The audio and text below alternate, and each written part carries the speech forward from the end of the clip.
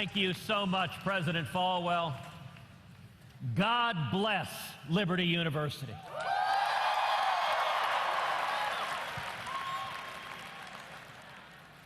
I am thrilled to join you today at the largest Christian university in the world.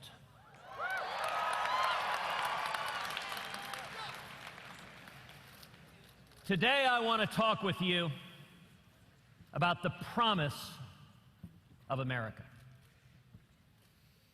Imagine your parents when they were children. Imagine a little girl growing up in Wilmington, Delaware.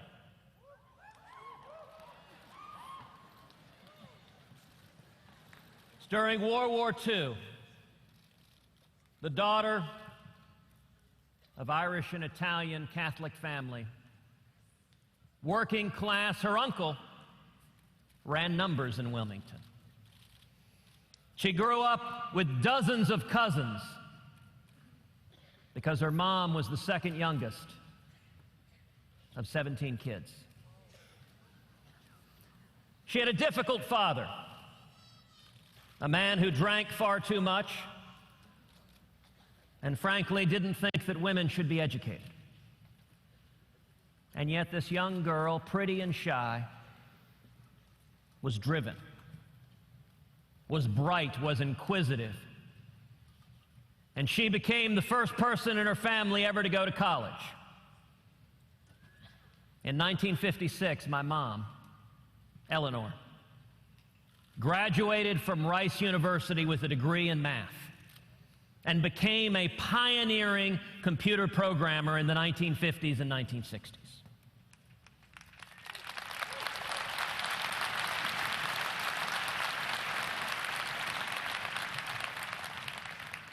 Imagine a teenage boy, not much younger than many of you here today,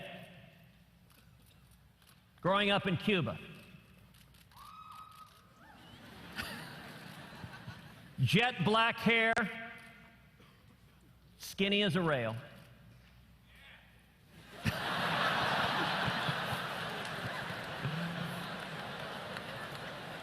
Involved in student council. And yet Cuba was not at a peaceful time. The dictator, Batista, was corrupt. He was oppressive. And this teenage boy joins a revolution. He joins a revolution against Batista. He begins fighting with other teenagers to free Cuba from the dictator. This boy at age 17 finds himself thrown in prison, finds himself tortured, beaten, and then at age 18, he flees Cuba. He comes to America. Imagine for a second the hope that was in his heart as he rode that ferry boat across to Key West and got on a Greyhound bus to head to Austin, Texas, to begin working, washing dishes, making 50 cents an hour, coming to the one land on earth that has welcomed so many millions. When my dad came to America in 1957, he could not have imagined what lay in store for him. Imagine a young married couple living together in the 1970s. Neither one of them has a personal relationship with Jesus. They have a little boy, and they're both drinking far too much. They're living a fast life. When I was 3, my father decided to leave my mother and me. We were living in Calgary at the time. He got on a plane and he flew back to Texas. And he decided he didn't want to be married anymore. And he didn't want to be a father to his 3-year-old son. And yet when he was in Houston, a friend, a colleague from the oil and gas business, invited him to a Bible study, invited him to Clay Road Baptist Church. And there my father gave his life to Jesus Christ.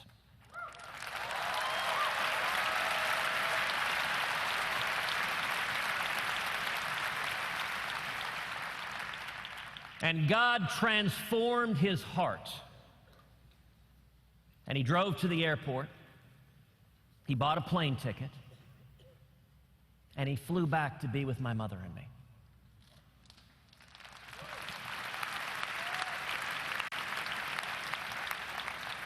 There are people who wonder if faith is real. I can tell you, in my family, there's not a second of doubt. Because were it not for the transformative love of Jesus Christ, I would have been saved and I would have been raised by a single mom without my father in the household. Imagine another little girl living in Africa, in Kenya and Nigeria. It's a diverse crowd. Playing with kids, they spoke Swahili, she spoke English.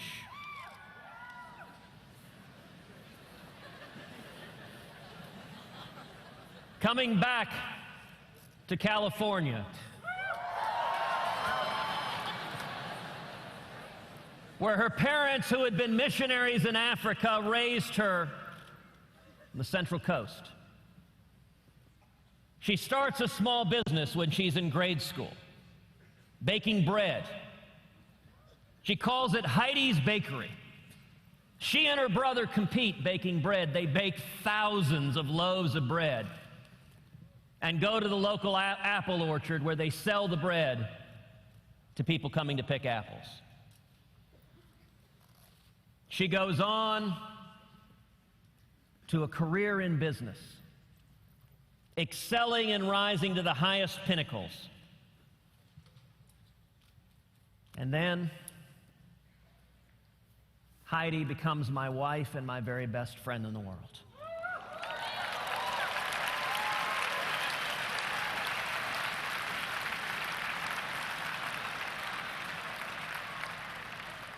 Heidi becomes an incredible mom to our 2 precious little girls, Caroline and Catherine, the joys and loves of our life.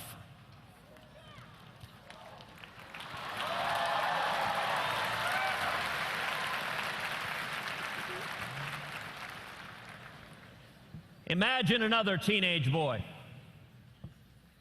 being raised in Houston, hearing stories from his dad about prison and torture in Cuba, hearing stories about how fragile liberty is, beginning to study the United States Constitution, learning about the incredible protections we have in this country that protect the God-given liberty of every American. Experiencing challenges at home. The mid-1980s, oil prices crater, and his parents' business go bankrupt. Heading off to school over 1,000 miles away from home at a place where he knew nobody, where he was alone and scared. And his parents going through bankruptcy meant there was no financial support at home, so at the age of 17, He went to get 2 jobs to help pay his way through school. He took over $100,000 in school loans. Loans I suspect a lot of y'all can relate to. Loans that I'll point out I just paid off a few years ago.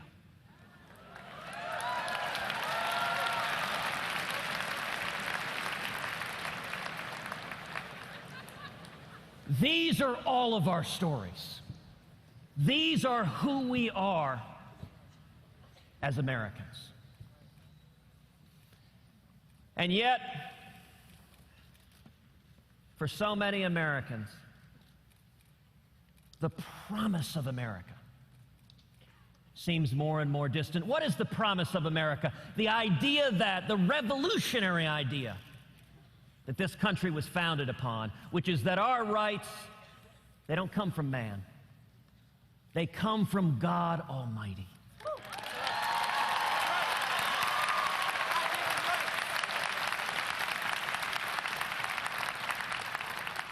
And that the purpose of the Constitution, as Thomas Jefferson put it, is to serve as chains to bind the mischief of government.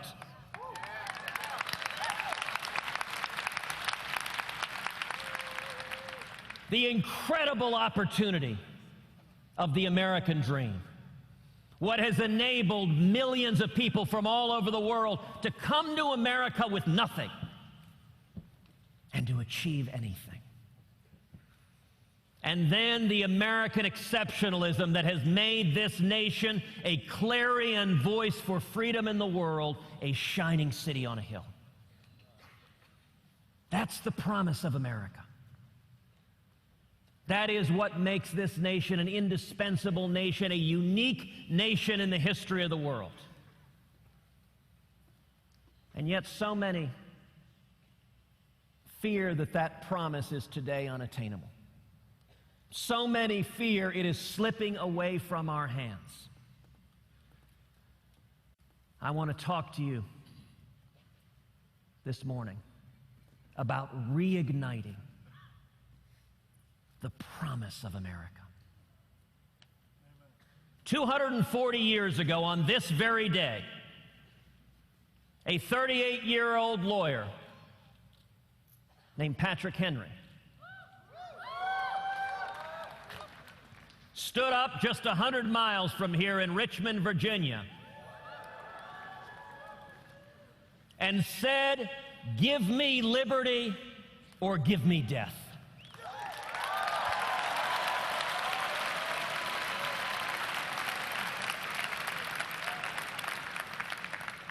I want to ask each of you to imagine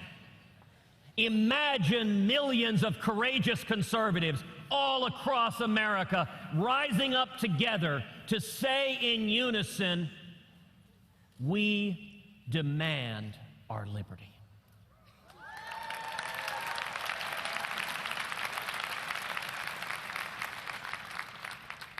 Today, roughly half of born-again Christians aren't voting. They're staying home. Imagine instead millions of people of faith all across America coming out to the polls and voting our values.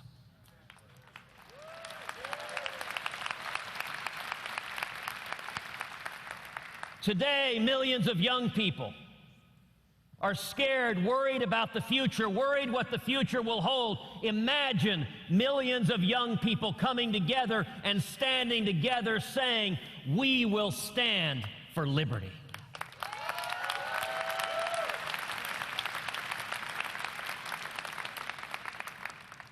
Think just how different the world would be. Imagine, instead of economic stagnation, booming economic growth.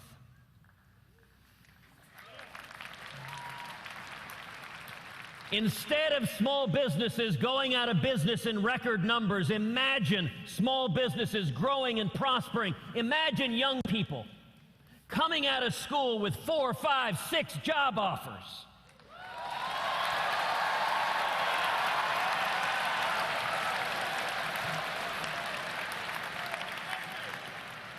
Imagine innovation thriving on the internet as government regulators and tax collectors are kept at bay and more opportunity is created.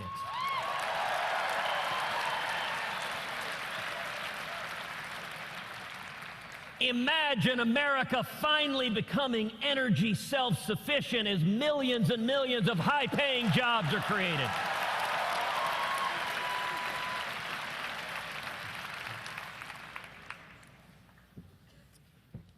Five years ago today,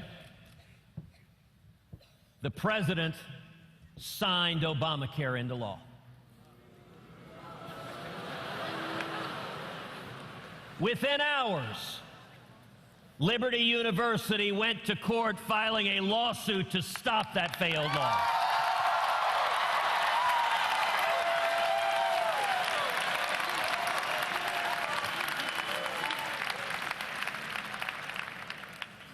Instead of the joblessness, instead of the millions forced into part-time work, instead of the millions who've lost their health insurance, lost their doctors, have faced skyrocketing health insurance premiums. Imagine in 2017, a new president signing legislation repealing every word of Obamacare.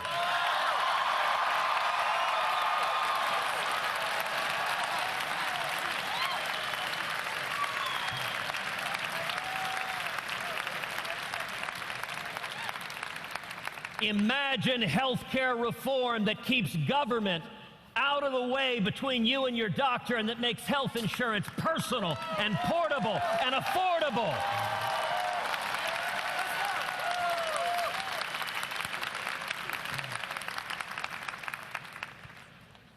Instead of a tax code that crushes innovation, that imposes burdens on families struggling to make ends meet. Imagine a simple flat tax.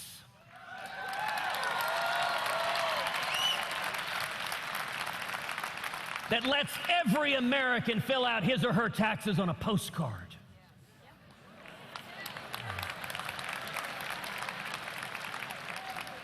Imagine abolishing the IRS.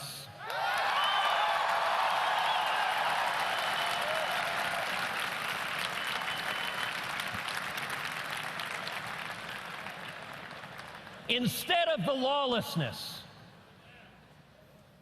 and the president's unconstitutional executive amnesty,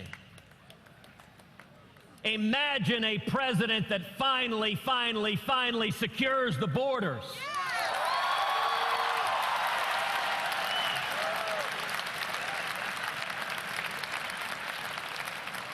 And imagine a legal immigration system that welcomes and celebrates those who come to achieve the American dream.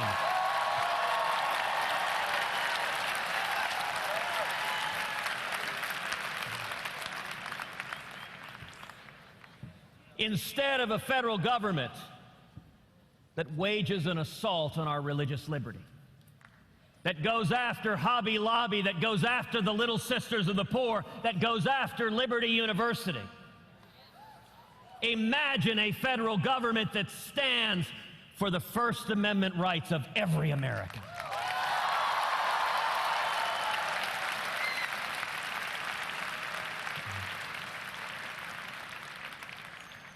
Instead of a federal government that works to undermine our values, imagine a federal government that works to defend the sanctity of human life.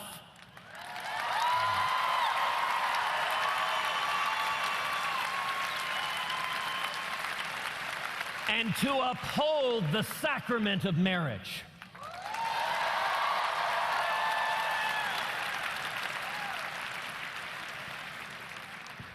Instead of a government that works to undermine our Second Amendment rights, that seeks to ban our ammunition,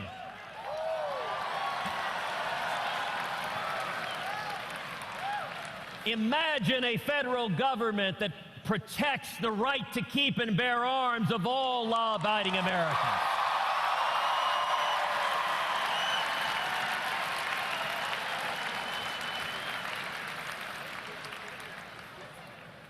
Instead of a government that seizes your emails and your cell phones, imagine a federal government that protected the privacy rights of every American.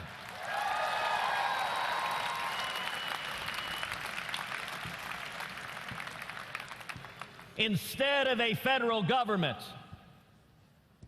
that seeks to dictate school curriculum through Common Core.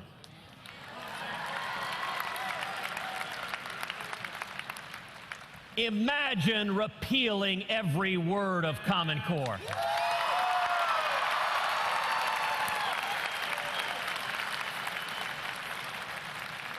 Imagine embracing school choice as the civil rights issue of the next generation.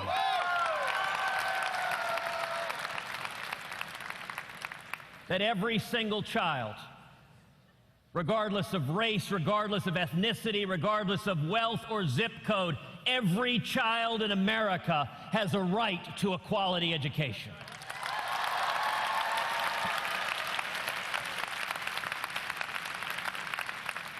And that's true from all of the above, whether it is at public schools or charter schools or private schools or Christian schools or parochial schools or home schools. Every child.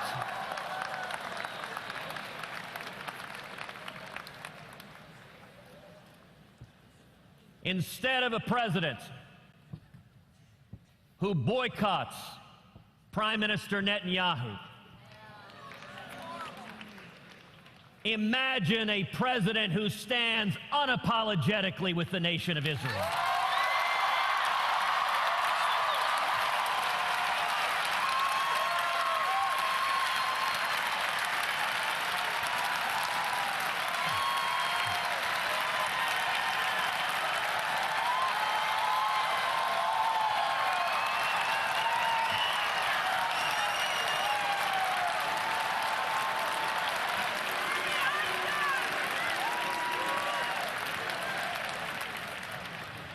Instead of a president who seeks to go to the United Nations to end-run Congress and the American people. That's horrible.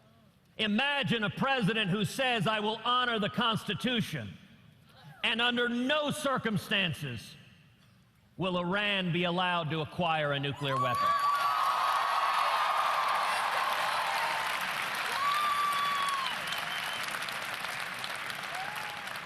Imagine a president who says we will stand up and defeat radical Islamic terrorism.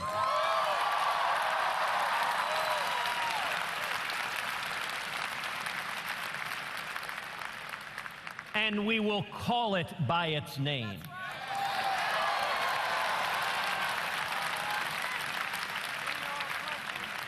We will defend the United States of America.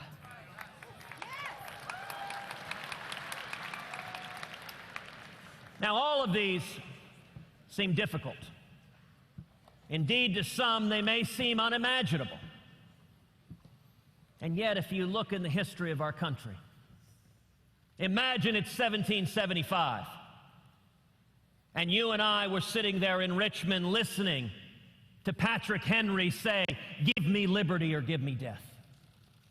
Imagine it's 1776 and we were watching the 54 signers of the Declaration of Independence stand together and pledge their lives, their fortunes, and their sacred honor to igniting the promise of America. Imagine it was 1777 and we were watching General Washington as he lost battle after battle after battle, in the freezing cold as his soldiers with no shoes were dying, fighting for freedom against the most powerful army in the world. That too seemed unimaginable. Imagine it's 1933, and we were listening to President Franklin Delano Roosevelt tell America at a time of crushing depression, at a time of a gathering storm abroad, that we have nothing to fear but fear itself. Imagine it's 1979, and you and I were listening to Ronald Reagan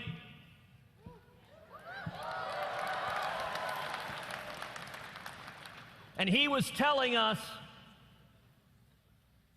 that we would cut the top marginal tax rate from 70% all the way down to 28%. That we would go from crushing stagnation to booming economic growth, to millions being lifted out of poverty and into prosperity and abundance.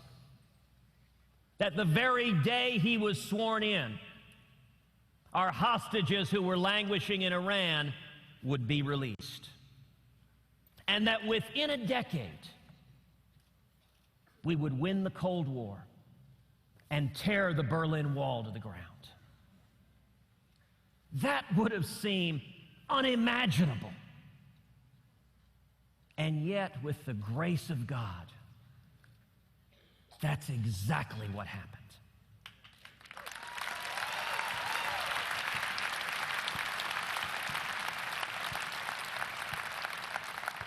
From the dawn of this country, at every stage, America has enjoyed God's providential blessing. Over and over again, when we faced impossible odds, the American people rose to the challenge. You know, compared to that, repealing Obamacare and abolishing the IRS ain't all that tough. The power of the American people when we rise up and stand for liberty knows no bounds.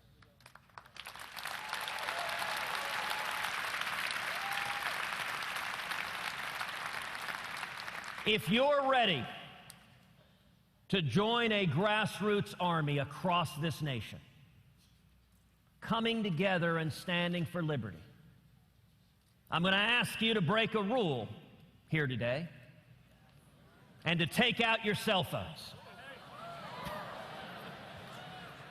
and to text the word Constitution to the number 33733. You can also text Imagine. We're versatile. Once again, text Constitution to 33733. God's blessing has been on America from the very beginning of this nation.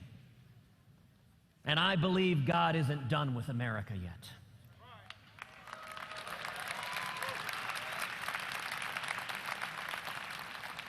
I believe in you. I believe in the power of millions of courageous conservatives rising up to reignite the promise of America. And that is why today I am announcing that I'm running for President of the United States.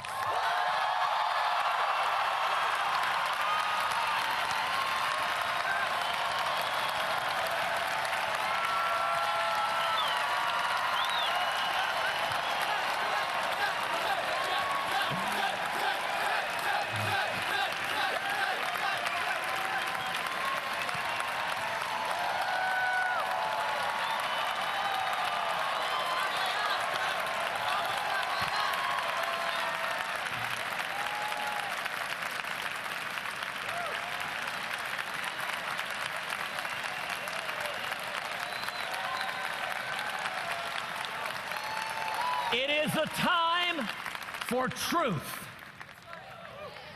It is a time for liberty.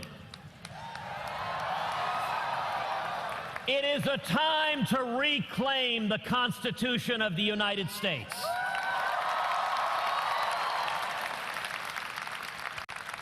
I am honored to stand with each and every one of you, courageous conservatives, as we come together to reclaim the promise of America, to reclaim the mandate, the hope and opportunity for our children and our children's children. We stand together for liberty.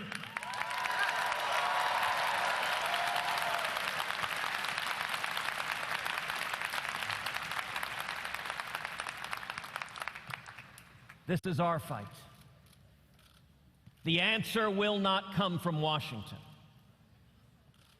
It will come only from the men and women across this country, from men and women, from people of faith, from lovers of liberty, from people who respect the Constitution. It will only come as it has come at every other time of challenge in this country, when the American people stand together and say, we will get back to the principles that have made this country great. We will get back and restore that shining city on a hill that is the United States of America. Thank you, and God bless you.